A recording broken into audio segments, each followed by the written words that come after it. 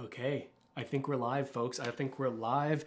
Just hopping into this stream live, minimal prep for the stream. I think this is a direction that we're going to go in terms of making videos on this channel. I'm doing all this research behind the scenes to make all of the videos. I figured why not live stream it while I'm getting into the research and breaking down these stories so that we can all figure out what's going on here together. And I think we've got a big one to talk about here today.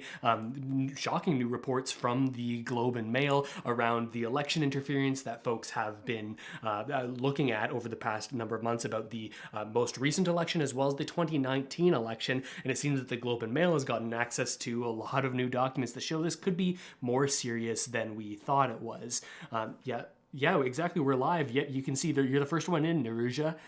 Good to see you in here on the chat. Okay, we've got some folks piling in here now. Let me know that you're here and in the chat, and we're going to pull this up and see if the chat is working. Okay, yeah. We've got a couple new live views here on the channel so that you can interact with us more as we go through this and take a look at these details of these new reports. We're going to go over a lot of different things today and cover videos and news articles that have come up about this. So great to see you all piling in here. We've got Felicia and Sarah. Great to see you guys live. I think let's hop right into it and then we'll get into more detail on what's going on here. Again, talking about the new revelations around interference in Canadian elections. And we're going to jump right into the content here, folks, because I'm making sense of this as much as you are right now. And we're going to get into it together. And you can leave comments here live with me that we can chat about as we go. And potentially your chat might even be used in a future video on the channel, not just a live, because the hope is from doing these live streams, we can create more video content together. Great to see you all here. I see Will and Killage and Perry. Great to see you all here. But let's dive right into it. We're going to take a look first at a video. We're looking at all different news sources here today, folks. We're looking at from extremely left-leaning news sources all the way to extremely right-leaning news sources. So I know some people like certain news sources and some people don't like them. So we're gonna get the whole gambit here, and that's what we try to do on the channel, is not just keep our media in one sphere, but also get from a bunch of different places.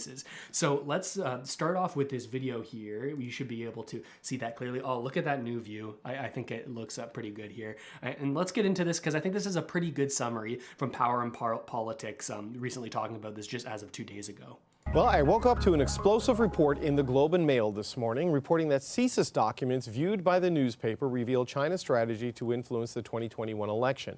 Beijing wanted the Liberals to be elected, but only to a minority mandate. And according to the documents, China viewed the Conservatives as too harsh on China and used disinformation campaigns against them. We have, like I said, known for a long time that China and others engage in foreign interference in Canada, including during our elections. Justin Trudeau knew about this interference, and he covered it up because he benefited from it. He is perfectly happy to let a foreign authoritarian government interfere in our elections as long as they're helping him. The Globe and Mail's Stephen Chase and Bob Fife broke this story, and Stephen Chase joins me now live in the studio. So Stephen, great story, bombshell story today. Tell us broadly what you uncovered here. What we've uncovered is evidence that the Chinese state, the Chinese government, wanted to affect the outcome of the 2021 election. They wanted the Liberals to win. They did not want the Conservatives to win. They were very unhappy at Conservative policies on China, particularly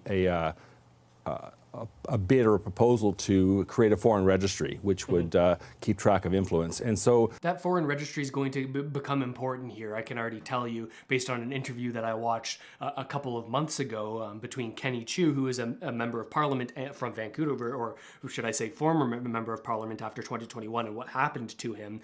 He sort of started trying to make a bill to make sure that there wouldn't be as much foreign interference and make a foreign agent registry, much like they have in the States and in other countries. But that was not something that was favorably looked on by certain parties, but I'm sure we'll get to that very soon. They set about trying to make sure to defeat candidates, Conservative candidates they thought were unfriendly to Beijing, and to help the Liberals. And so we have seen many reports detailing how they did this. We have a report where the former Consul General in Vancouver for China bragged about defeating MPs, and she talked about the methods they used.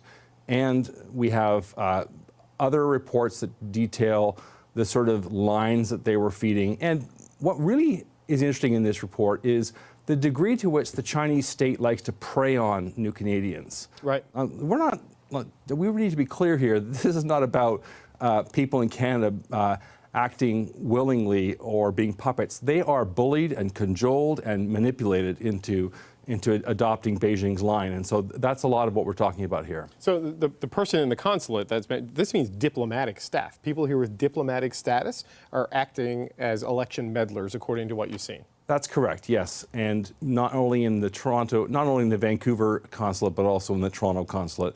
In fact, those are the two most important consulates in terms of influence management. So there's attempting to influence an election, and then there's actually influencing the outcome, whether at individual riding or at the top line level. Is there This is going to be an important point as well as we get into this, is the difference between an attempt at interfering in an election and actually successfully interfering in an election, whether or not you were actually able to turn the tides and make a different outcome happen from the one that was expected to happen, or the one that would have happened if you hadn't interfered. Trudeau has been along the lines of, hey, yes, there was interference in our elections, but not to the point where it made any difference. It was just sort of some light meddling. And these Globe and Mail reports are saying that, hey, maybe that wasn't exactly the case. evidence that this had an Good to see you, impact on the Bluebird final and election results? Pleb and Sarah. Anyone What who's we listening have in, is we make sure you have drop them something in the chat, let bragging me about know having here. an impact. Right. Obviously, we can look at the polls. We've seen, as you know, there was a dramatic drop in a number of ridings that the Conservatives had previously held, ridings where there's a Chinese-Canadian diaspora. You know, for instance, there was a series of MPs who were incumbents who lost their seats: Bob Soroya, Alice Wong, Kenny Chiu. And so we have, for instance, the evidence that the Chinese consulate in Vancouver believes it's responsible for the two particular losses in Vancouver. Right, and these are key battleground areas, right? Like this would be in the GTA, in the Greater Toronto Area, the lower mainland of British Columbia. These are critical areas for elections. So it was a focus strategy and seems to have a very highly specific and sophisticated intention to deliver a Liberal minority government. Yes, they in fact wanted a minority government because in another report, they prefer it when there's a minority government because the government would be prevented in taking additional measures that might be contrary to Beijing's interests. One of the things they do here is they have lines and they have messages that they want their proxies to spread. For instance, that the Conservatives, they want to really hammer home comparisons with Trump, and that if the Conservatives got elected, they would restrict university students from coming from China, which would hurt these people's families' fortunes. And so you really see a concerted effort to dream up, to build messages that would plant fear in the hearts of voters, of new Canadian voters. So we were carrying it live when the Prime Minister spoke today, ostensibly to respond to the Rouleau report, but you were there and you asked him about this. Okay, let's flip over now to that response. We heard Trudeau just a couple of days ago responding to this question from the reporter who broke this story. So let's go over to that now. Let me get to it here on the tab. And here's the response, again, from this exact same reporter. Let me actually go to Theater View here because that's what I'm set up for on the stream so that you can see it more clearly. Next question, Globe and Mail. Steve Chase with the Globe and Mail. Good afternoon. I would like to change the subject for a minute to the 2021 elections. As reported in the Globe and Mail today, CSIS has evidence that the Chinese government interfered in the 2021 elections. My question for you is, when the government learned of this, why didn't they expel the Chinese government diplomats involved? I have been saying for years, including on the floor of the House of Commons, that China is trying to interfere in our democracy, in the processes in our country, including during our elections. We are aware of this, and I can assure you that our intelligence and security agencies have been working very hard over the past many years to develop more and more tools to counter this, to make sure that our institutions are kept safe. This is not a new phenomenon. This is something that countries around the world have been grappling with for a long time, and Canada is no exception. But what I think is also really important to say is that for the 2019 and for the 2021 elections and for elections going forward, this government created a panel of top civil servants who would lean on all the information provided to them by our security agencies like CSIS to ensure that interference by foreign actors does not affect the running or the outcomes of our elections. And I can emphasize once again that Canada has some of the best and most robust elections in the world, and all Canadians can have total confidence that the outcomes of the 2019 and the 2021 elections were determined by Canadians and Canadians alone at the voting booth.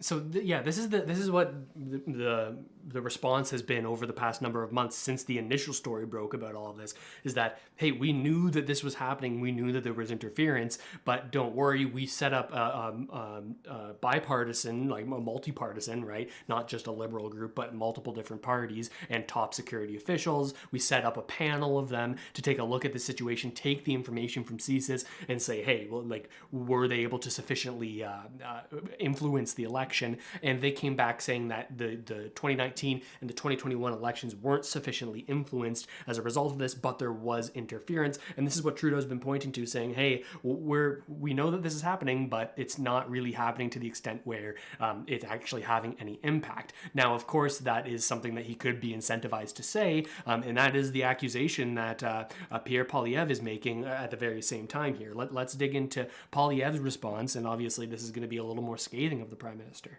Justin Trudeau! It was exactly the result Beijing wanted. You are sending us back to work. At least according to a Globe and Mail report.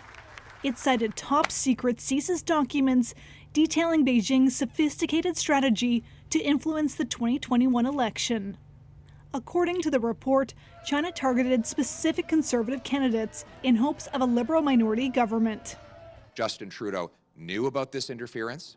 The opposition accuses the Prime Minister of covering it up. He is perfectly happy to let a foreign authoritarian government interfere in our elections as long as they're helping him. Trudeau said he's never hidden China's attempts to interfere. Let's actually get to Poilievre's actual response here, rather than this sort of cutting up of it.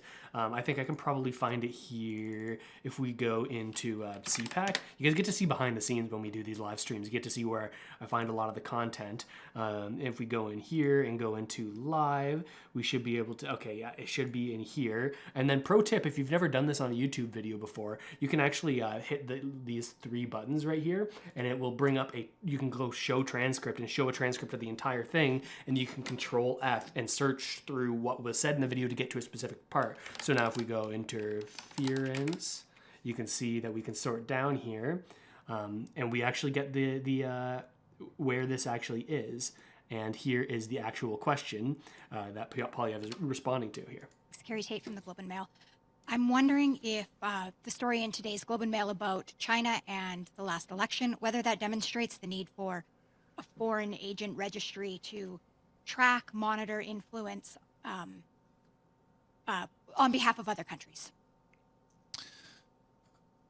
First of all, with regards to the Globe story, it's clear that Justin Trudeau has been covering up the interference of the authoritarian regime in Beijing. He claims he never knew anything about it. But is it really believable? Is it really believable that our foreign intel, is it really believable that CSIS would write an entire report and share it with foreign governments without actually telling our own Prime Minister? Is it really believable that the many reports that have been written over the last 4 years about this, that have now come to light in newspapers because they've been leaked by courageous whistleblowers inside our intelligence apparatus, never were brought before the Prime Minister of Canada? Of course that is not believable. Justin Trudeau knew about this interference, and he covered it up because he benefited from it. He is perfectly happy to let a foreign authoritarian government interfere in our elections as long as they're helping him.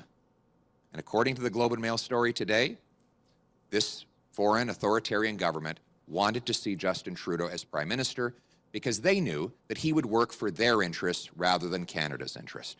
And that's why he's covered up this. I'll push back on that comment from Poilievre specifically, saying that they wanted Trudeau to be in power because they would work on the CCP's behalf. Now, I don't know that that's entirely the case, because the report also does say that the CCP wanted a Liberal minority government. They thought that if the Liberals got a majority, that it would be more likely to have change, right? Of course, any majority government is going to result in the ability for that one party to make more change more quickly, because you don't need to work with anybody else. But the report says that they wanted specifically a minority government so that the Liberals and the Conservatives and nobody would be able to change the current policy as easily. Of course, they wanted Liberals over Conservatives, but saying that Trudeau would necessarily do the bidding of them, I think is a little bit of a stretch here. What do you think? Let me know in the chat. Information for so long. As to your specific question, I believe we need a public registry of all those who do paid work on behalf of foreign authoritarian regimes to influence or manipulate our politics or government. Thank you. See if this next question's also There, on Josh this McLean, topic. CBC News, and if you don't mind responding in English. Sorry, I didn't hear that. You want me to write it in French? In English and French, please. English, sure. Justice Rouleau said that he did not accept the organizers' descriptions of the. Okay, yeah, this is on another story now. So I found that quite interesting. That different response, of course, from Trudeau and from Poilievre here. Let's flip back to this the power and politics story to get a little bit more context here. And then there's actually been a sort of special meeting that's been set up. Parliament was supposed to be on break for 2 weeks, but a specific committee in Parliament, which we're going to talk about in a second, is actually coming back from their break early because every single opposition party said, hey, shit, this is a big deal. We need to talk about this after this report broke. Liberals are tending to downplay it, of course, because anything that happens during their government that makes them look bad if something bad happens. But now every single other opposition party, left and right, NDP, Conservatives, Bloc Québécois, Green Party, they all called for people to come back and have this emergency meeting. And we're going to get to that in just a moment.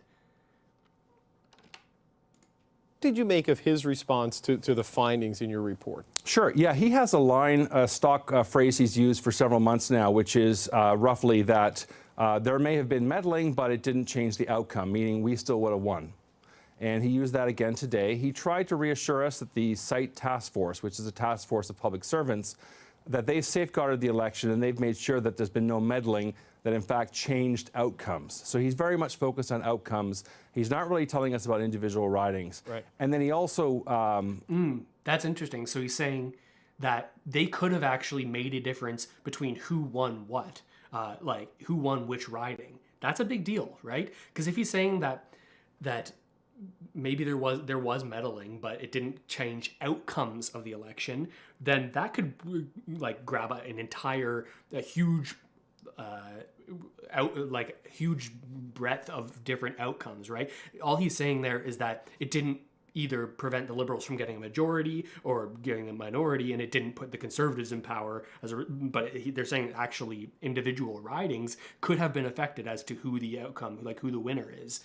That I find that I didn't realize that was what the report was saying here. That they're or what Trudeau's position even is that different MPs might have won as a result of this meddling, but it didn't change who was in power ultimately. sort of played down the idea that China could do something like this, and that he's... Melhus, what do you mean it doesn't matter if it made a difference or not? I'm curious what you think. said it would be not unseen for a diplomat to take credit for something, even if they didn't, in fact, achieve it. Right. So, look, I'm not going to ask you who your sources are, but like you do spell this out in your piece that you have viewed documents and spoken to people who risk not only losing their jobs but criminal prosecution for the information they have shared and shown to you and Bob Fife. What does that tell you, that people are willing to risk such extreme punishment to get this information out? Well, your colleague at Radio Canada raised that with the Prime Minister as well. What does it say? Is there a malaise there? Is there something wrong in CSIS? Is there a concern they're not being heard? And I think he put it quite well there. Right. Okay. Stephen Chase, excellent reporting by you and Bob, and thanks for coming in and talking to us about it. That's cool that they actually got the reporter from the Globe and Mail, the person who knows the most about this story, to come onto the program. Other time they just have people talking about random stuff when they don't actually have the context. That's the Globe and Mail's Stephen Chase. Okay, we're going to talk more about this interference with Akshay Singh. He's an international affairs and security scholar who is currently a research associate with Ottawa. So do you think? Yeah, I see a lot of people in the chat here. We've got Singh and Binks and Freeze the Birds and Thomas, Michael, Andy.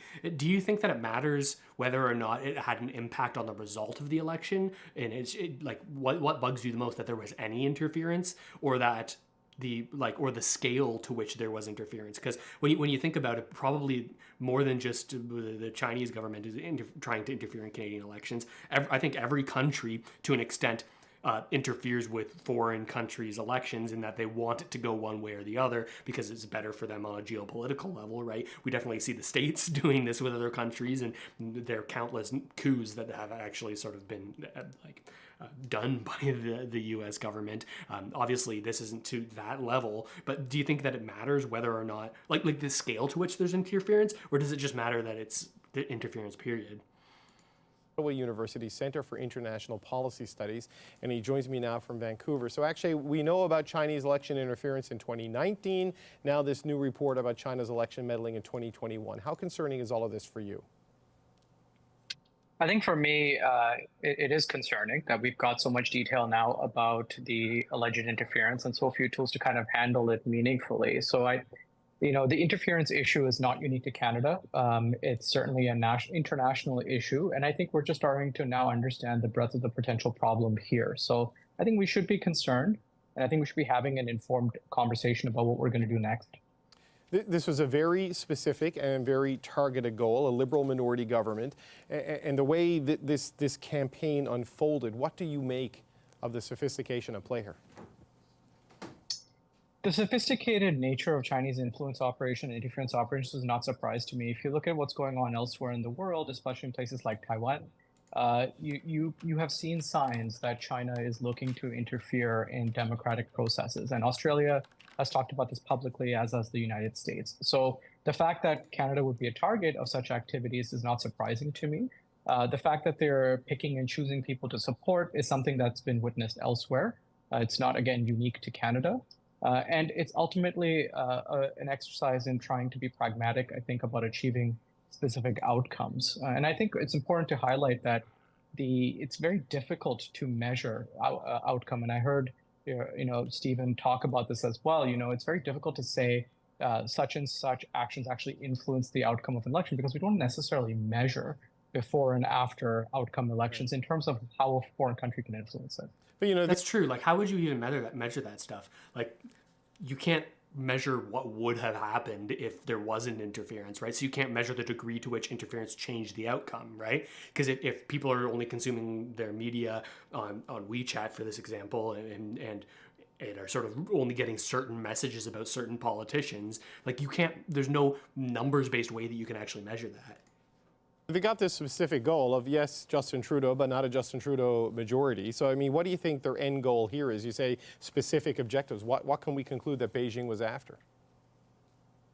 I think in this instance, if the reporting is accurate, Beijing was trying to pursue a policy that best serves its interests. So I think the Globe and Mail article talks about how it how China benefits from discord in parliament. And that's one of the mentions of why a minority government would be of interest, because not everyone can agree on everything, and there's political discord. So I think China benefits from political discord in democracies, and benefits of political discord internationally when people don't agree on how to counter China effectively. So in this instance, it sounds like that's what their objective was. So the Globe and Mail. The goal is to not necessarily like have one leader over another, but specifically to have a minority government such that you can't do as much in parliament and there's not unity between parties on how to deal with a certain geopolitical adversary as China is viewed by many today, right?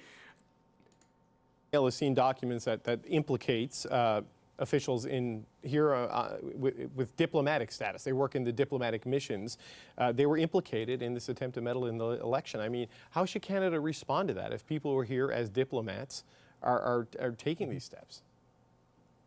Well, there are a couple of things that we can do, and we have done in the past. We have PNG'd or persona non grata diplomats that have acted and behaved irresponsibly, clandestinely, not according to their function. We've done that to Russian diplomats, for example, in reaction to several actions they've taken internationally. That's one option. The second option is understanding who's taking these activities that are working with the diplomats and setting up rules like a foreign agent registry or other kinds of modernization to our existing legislation to penalize those people and not incentivizing them to be able to work with foreign governments to influence our democracy. A foreign agent registry is something that keeps coming up in this conversation. Can you just explain quickly to people the value of that, how it would work, and what the material impact of something like that would be? Take note of this because this is directly going to segue into what we're going to talk about next, which is the specific politician who came out and said in 2019, I believe either between 2019 and 2021, this is happening to me. This is happening to me. I'm being targeted as a politician, as an MP in a disinformation campaign to get me ousted from my seat in Vancouver that I previously had because I wanted this registry. I've submitted legislation to create a registry just like this, and they're going to explain how that registry works, and we need to know that for the next video we're going to watch. Yeah, so theoretically speaking, a foreign agent registry, once it's set up, would require people who are acting on behalf of the interests of a foreign principal, like a government, to tell the government of Canada that they are doing so that people can be informed about who they're dealing with. And secondly, it allows people to be penalized if they don't follow those rules. So we're assuming that not everyone's going to register, as has been in the case in the United States, and that if they don't do so and they conduct influence activities on behalf of a government like China or Russia, a government can penalize them for doing so. So from your perspective on all of this, is Canada doing enough to counter this sort of foreign interference in elections? Because we're not getting a lot of answers, we get a lot of reassurances, but is it your sense that the country is seized enough with what's happening here? I think we've reached a point in national conversation where we've expressed a collective concern about this issue, and I think things are moving in the right direction. The fact that the site task force exists is a sign that there is a concern about election interference. I think one of the challenges is we have to understand that election interference is not just specifically around an election cycle. These are multi-year kind of influence efforts, interference efforts that take span over multiple generations of time. And we need to be able to resource our intelligence services and police services to be able to investigate and prosecute those cases of interference appropriately, either through modernized legislation or through an agent registry or other measures deemed appropriate for Canada. I think there's just cover this guy now. So, okay, so this is where I want to, it kind of opens up to a broader conversation here. Let me see if I can find, yes, okay, so so we've looked at CBC articles, we've looked at Globe and Mail articles, CBC videos, CTV videos, I believe, in this stream. Now we're going to take a look at what was actually posted a year ago by Rebel News. I know a lot of people, it's a very polarizing sort of news source, right? Some people will say that it's extremely right-leaning, and some people on the left will say it's not a credible news source. I think oftentimes it gets the rap that it will sort of start reporting on things before there's clear evidence of those things. Now, as a result of reporting on things quickly, they often get a lot of things right. And this was an interesting interview that I watched back at the time, and I remember feeling very skeptical of the claims here, but now, given what we know, it seems a lot more likely. And this is Kenny Chiu, and he's one of the MPs who is actually targeted here, right? Who was sort of ousted from his seat. And this is an interview that was held an entire year ago about how this happened to him, far before the Globe and Mail article. So I thought that it would be interesting to bring to your attention here. Throughout the years, the Canadian Security Intelligence Services, CSIS, and other national security apparatus have actually warned the government. Here's the actual. And the whole point is to bring transparency to foreign influence in Canada. This is the bill that was introduced And that it's modeled got him in after the trouble, got him Australians. targeted. What basically we are demanding that a go between the foreign government and our government officials, be it senators or MPs, if they are lobbying on behalf of a foreign entity, that they register and make that public to Canadians through media such as yours, so that Canadians can actually judge it with their own eyes.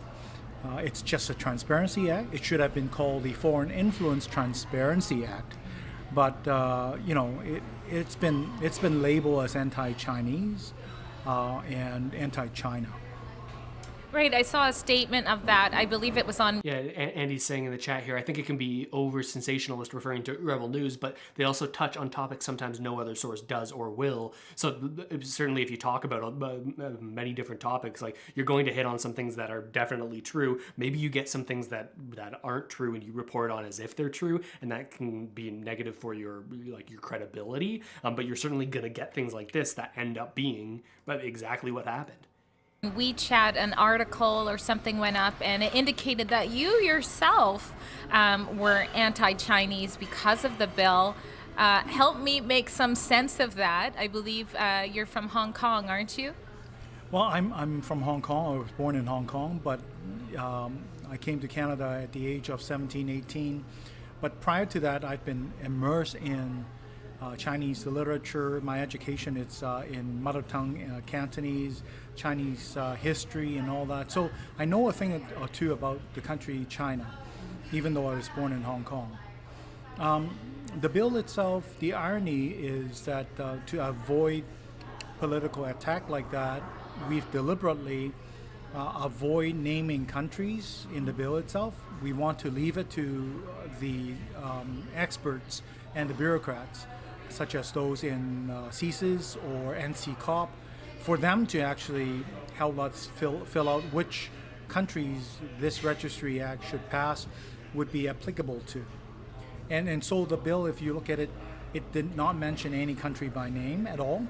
So for some people to be misled to think that it's targeting certain individuals, let alone anti-Chinese, it's too rich. Well, I think when we talk about the dangers of foreign interference with elections, Beijing does come to mind, as well as Russia. So what would you say in particular about the people who did read this article or multiple articles? What was it about them that maybe made them conclude that it was anti-Chinese? Well, Dre, it's not us. It's not anybody who indicated the foreign influence. In fact, throughout the years, the Canadian Security Intelligence Services, CSIS, and other national security apparatus have actually warned the government of Canada, that Canada is subject to foreign interference, be that from People's Republic of China, but also Russia and Iran, etc., foreign powers. And that is why this act, not specifically aiming against certain country, it's, in my perspective, from my point of view, it's so much needed, because we need that to bring it down from under the table to above the table. As somebody infamous said, sunlight is the best disinfectant of things. Transparency will help media such as yourself to hold government to account, to hold people to account, officials to account. That is why I want to introduce this, even though according to the House of Commons rules, there's very little chance that this will see the night of day in the House of Commons because of the ranking. I still want to do that. Yeah, that's an interesting point here as well. Like, this guy kind of screwed his entire political career. He was an MP in Vancouver for a long period of time, and then put forward this bill. It was a private member's bill. A private member's bill is different from a member's bill or a bill that comes from the cabinet, right? These sort of high-level politicians within the current government, they get their bills looked at first. They're government-sponsored bills. These are sponsored by independent members or opposition members. So he knew that this bill wasn't going to pass, but he wanted to signal that this is something that we need. We need this foreign registry. And as a result, he had all these nasty articles written by him and distributed via WeChat Snapchat and other sort of social media platforms predominantly used by the Canadian Chinese diaspora. And so that resulting in him not winning his seat in the next election because he was painted as anti-Chinese. Do that because it is something that we need to bring up for discussion. So when did things start to seem as though they were going awry in your campaign? Did you notice before the actual results of the election that something was fishy? Tell us about when the signs first started to arise. Oh, I would argue it's even way before the elections. At the beginning of my term as a member of parliament, I went to Hong Kong to participate in an independent elections observation mission in 2019, a few days after I was sworn in as the member of parliament. Because throughout 2019, I believe we discussed that earlier before, Hong Kong has actually undergone severe struggles. There's a lot of instability. The way I see it is, the Hong Kong government is trying to resolve a political problem using a brute force police solution, which is wrong. And the district council election would present the Hong Kong people a political way of solving the political problem. And surely they did. And with 300,000 Canadian passport holders living in Hong Kong, it's important that Hong Kong gets back to the normal as soon as possible. That's why I decided to jump in. And that's when that actually first started. I was being portrayed as an activist. I was being portrayed as anti-China. And then, of course, the pandemic came. The Canadian government never listened to Parliament's demand. For example, we wanted to shut down border way back in late January, early February. Flights from China, Wuhan, for example. Back when it was considered racist to do so? Exactly.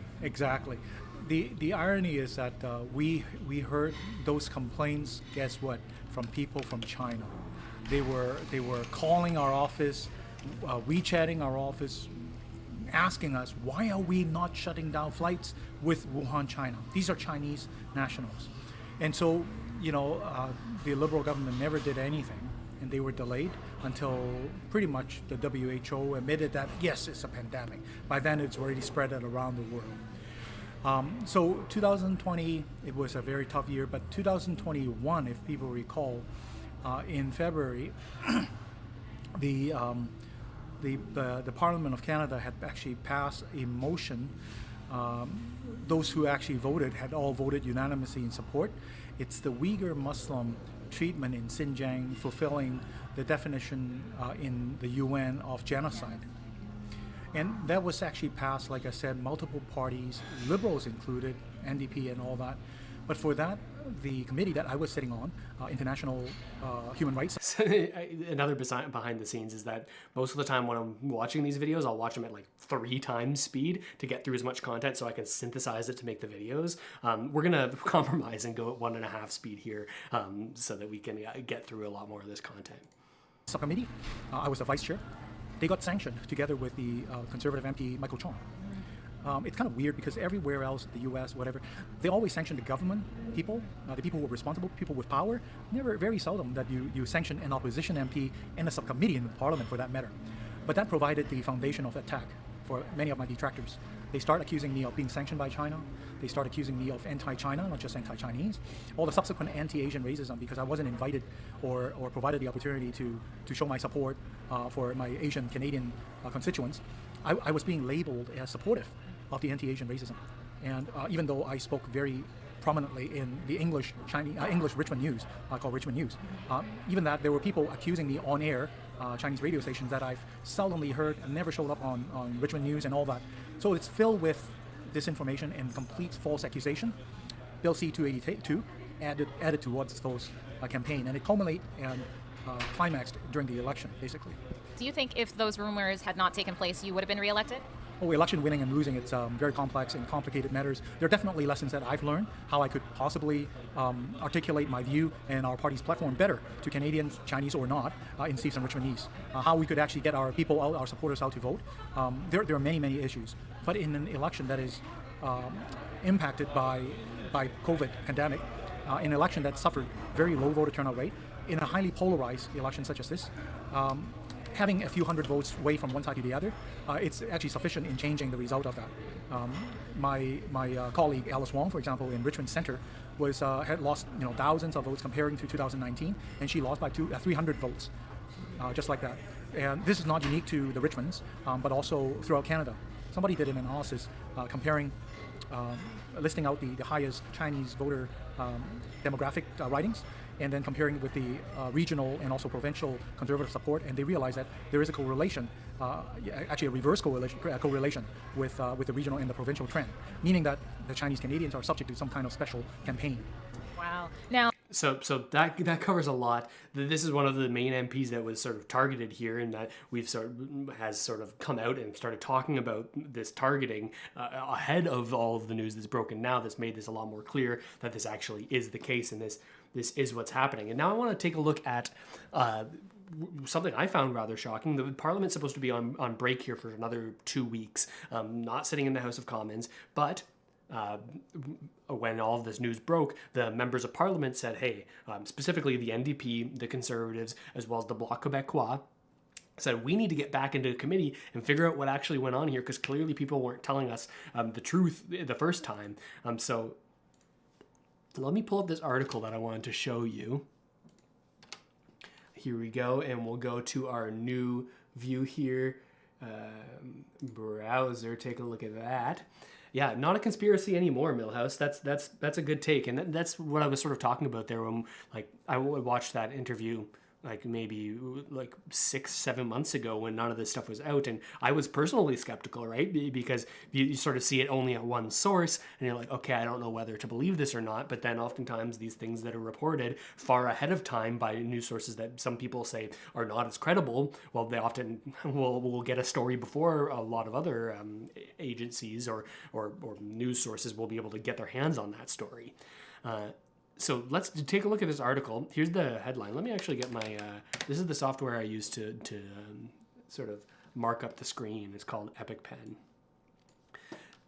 Headline being, Commons Committee seeks to expand hearings to probe Chinese interference in 2021. This is the emergency meeting that they're having, and they're planning on starting it tomorrow if they get their way. All of the members of Parliament, other than the Liberal members of Parliament, are saying, we want this extra meeting. We want a closer look here. It's a Commons Committee probing Chinese interference is being recalled on Tuesday during Parliament's scheduled 2-week break to take a look at what they've called shocking revelations reported by the Globe and Mail, all the things we've been talking about today. And this is a multi-partisan effort, right? Conservatives, New Democrats, Bloc Québécois demanded that this House Affairs Committee resumes hearings after the Globe and Mail stuff came out. All this information was revealed. They, again, described it as shocking revelations. And the committee has been holding hearings into this for quite a while now, but they're saying, okay, more has been revealed. We need to dig deeper into this. The MPs wrote in a letter to the committee chair that the Globe report of interference in our democracy during the 2021 election is deeply troubling and requires an expanded scope of study. Because they've already started studying this, but they're saying, we need to get back in there. We need to take a closer look. They're going to meet Tuesday afternoon, and they want to hear specifically from Trudeau's Chief of Staff, Katie Telford, and from senior CSIS officials and Foreign Affairs Minister Melanie Joly and Minister Marco Mendicino and Dominic LeBlanc, people that they have already heard from to some extent in these hearings, but they want to sort of get into more depth here. Ministers have testified before. They said that foreign agents in foreign countries regularly attempt to interfere in various aspects of Canadian society, elections included. But what MPs are frustrated about is that the public has been, oh my gosh, look at the size of this thing. Let me go down to pen size here. The public has been kept in the dark. This is a very serious matter, and Canadians deserve transparency from the government about what it knew about the CCP's interference in the 2021 election. Obviously, many people will say, okay, well, we can't give you full transparency into what happened here because it's a matter of national security. We can't deal with that in a public way because it would harm our national security if we reveal what has happened here. Some people say that that's kind of like a catch-all. You can just say that about anything and never have to be transparent about anything, no matter your political stripe. That's a tactic that could be used here, and they deserve to know. CSIS documents reviewed by the Globe explain how they used disinformation, undeclared cash donations. That was another thing. We saw actual donations going to members of parliament. And the use of international students studying in Canada as campaign volunteers to support Liberal candidates. And encouraging of donations to candidates favored by China, going over all of this. All of these documents are exactly what the member of parliament wanted to bring this committee back for, to take a look at. But of course, we haven't seen this, and the Globe and Mail actually wasn't supposed to see this, right? And much good reporting, you get the lead, you get the story when you get documents or information that other people don't have, and that's what happened here. Of course, we have no way of proving that the Globe and Mail did see these documents, but this is a credible journalist who probably wouldn't risk his journalistic integrity by making something up, right? Here's another quote from MPs. From the NDP. The details released by the Globe and Mail last week about interference in the last federal election are rightly disturbing. It's crucial that we get urgent answers at our committee about what happened. They need to make sure this never happens again because Canadians deserve to have confidence in the fairness and transparency of their institutions. And I think that this is a general trend in Canada and around the world, is a lack of trust in their institutions. When we talk about what happened in the States with voting, when we talk about people's faith in central banks, right? When we talk about the financial system, a lot of people, after the quantitative easing experiment and the sort of inflation that we suffered from as a result of that extra stimulus, people are saying, hey, why is it this central institution that's making these major decisions that have big impacts on the way that Canadians live? So I think as a general trend that we're going to see over the next number of years is a loss of faith in institutions. Now there's pros in that and there's cons in that. It makes you think about the way that society actually functions, but the con is that a lot of these institutions work best when people believe in them, right? Like money works best when people believe in it. Like with the Bank of Canada, what people think and believe has an impact on the direction the economy goes. So pros and cons to second guessing major long-time institutions. Mr. Cooper, who's Mr. Cooper?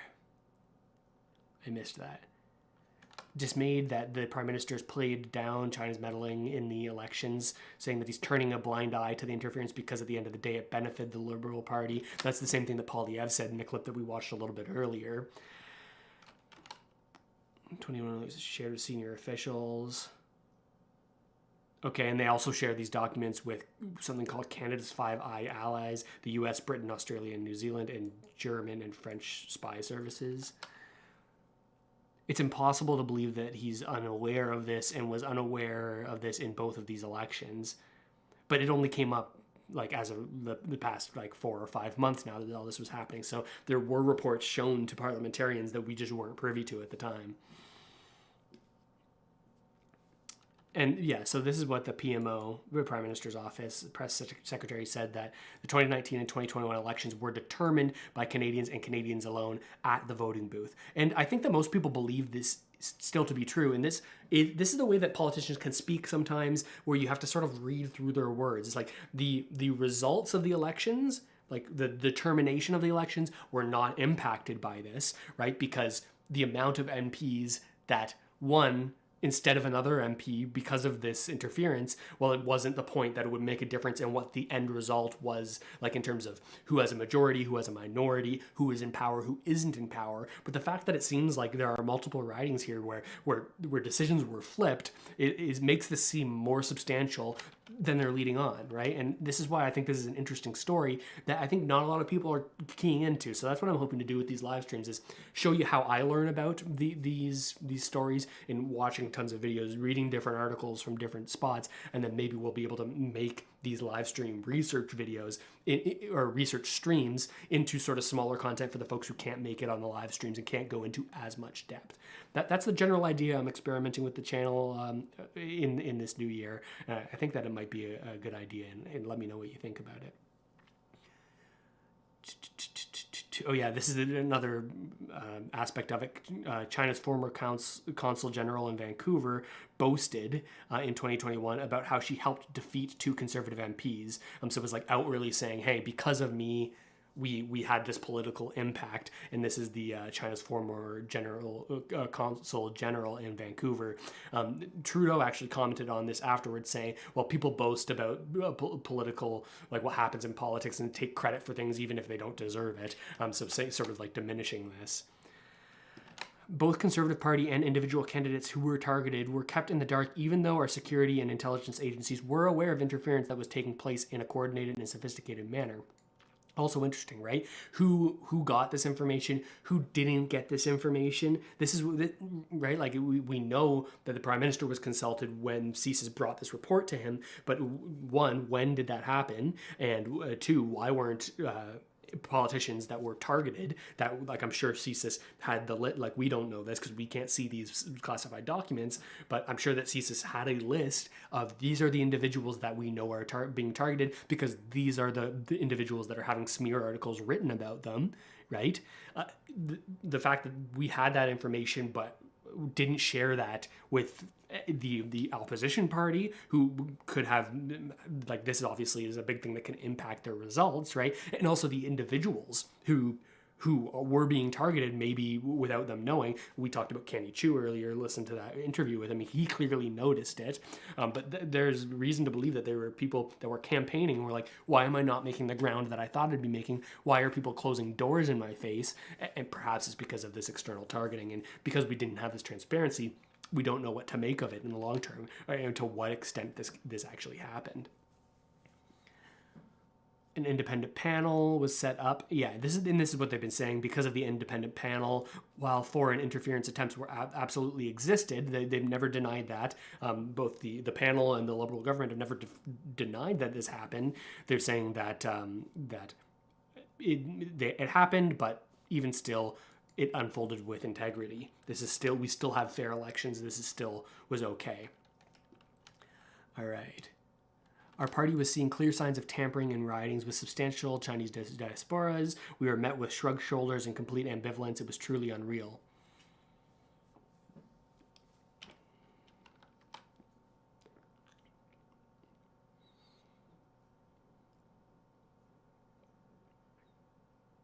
Yeah, David Foley in the chat is talking about that at the G7, was it G7, when Trudeau and Xi Jinping had that sort of an exchange where it looked like Xi was kind of scolding Trudeau and Trudeau kind of like stood up to him, was the way that people sort of framed it. I never knew what to make of that situation. I made a video of it on the channel, but generally this type of content doesn't do so well on the channel for whatever reason. Not too many people were interested in it and clicked on it, but you can check. If you scroll down in my videos, there's one that has Xi Jinping kind of like in the thumbnail, and that covers that situation where they like obviously had a verbal confrontation at the G7.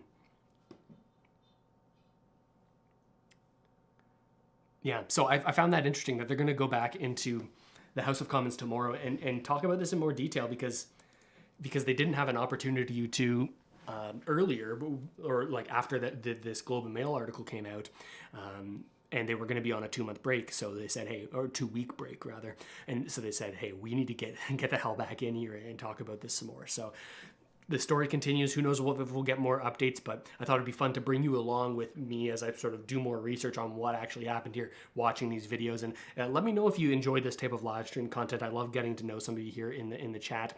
And keep your eyes open for the next video. Drop a like on this stream. It helps more people find it. And subscribe to the channel if you haven't already done so, to keep on getting Canadian-focused updates just like this one. Usually it's more financial leaning, but I thought this was rather interesting. I thought I'd bring it to you. Thanks so much for tuning in, everybody. I'm going to call it a night here. Maybe go sit down and have a beer and watch a little bit of hockey before the end of the night. I hope you guys all have a good rest of your family day here and have a good shorter week this week. All right. Cheers, everyone. Peace.